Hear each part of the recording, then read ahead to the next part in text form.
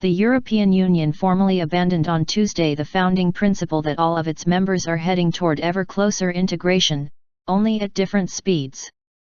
But whether that will be enough to enable Prime Minister David Cameron to win a referendum perhaps as early as June on maintaining British membership of the EU remains to be seen, given hostility in his Conservative Party and the depth of public anxiety about immigration. A draft deal negotiated by EU authorities with the aim of keeping Britain in the 28-nation bloc recognizes for the first time that some countries do not share the objective, enshrined in the 1957 Treaty of Rome, of ever closer union and may never go further in political integration. A legally binding decision up for approval by EU leaders says references in the bloc's founding treaties to an ever closer union among the peoples of Europe do not compel all member states to aim for a common destination.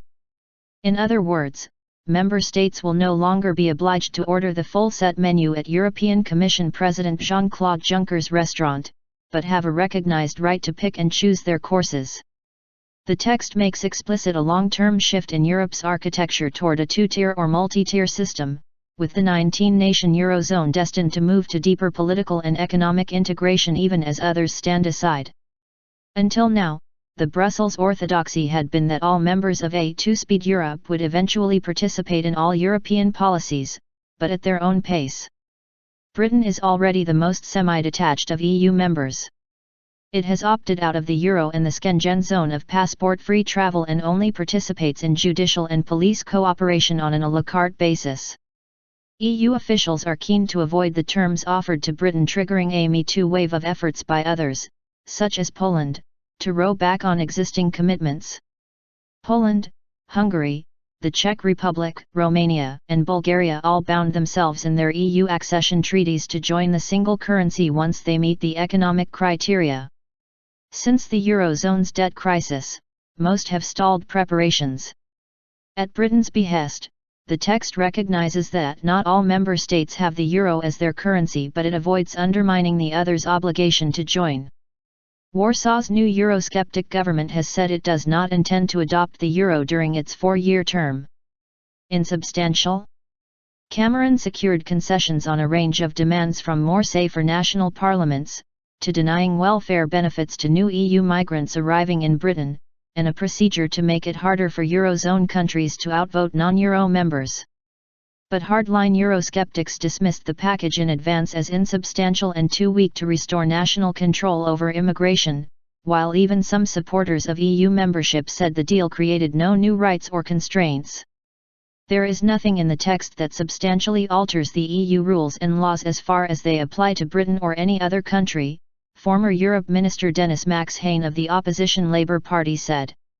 There is no veto for the House of Commons, which would have to find 13 other parliaments and governments to object to a EU proposal. Some benefits to EU citizens working in the UK face some changes, but that is happening in other member states. There is no interference with the principle of free movement, said the strongly pro-EU Max-Hayne. Cameron has secured an immediate right to deny newcomers in-work benefits by using a new provision that, if approved, would recognise a state of emergency in Britain's social services due to immigration. However, experts including the head of Britain's independent fiscal watchdog doubt whether the measure will have much impact on migration from poorer EU countries, given that a buoyant labour market is sucking in workers into low-skilled jobs. Britain neither sought nor received a veto over further Eurozone integration, which its finance minister George Osborne has said is in the remorseless logic of sharing a single currency. The EU has fudged the issue of assuaging UK fears of being outvoted by Euro members on regulation affecting the City of London's global financial centre without giving Britain a veto right over such rule-making.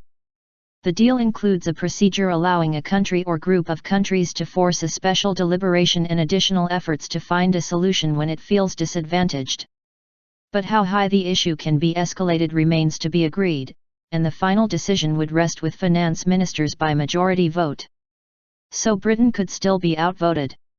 Similarly, the text gives national parliaments a slightly greater power than before to stop legislative proposals by the European Commission that a majority deemed to infringe national prerogatives.